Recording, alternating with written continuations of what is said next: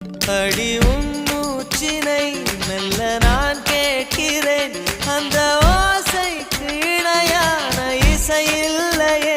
உந்தன் கூந்தல் முடி கொஞ்சம் அசைகின்றது, அந்த அசைவுக்கு நடனங்கள் இணையில்லையே.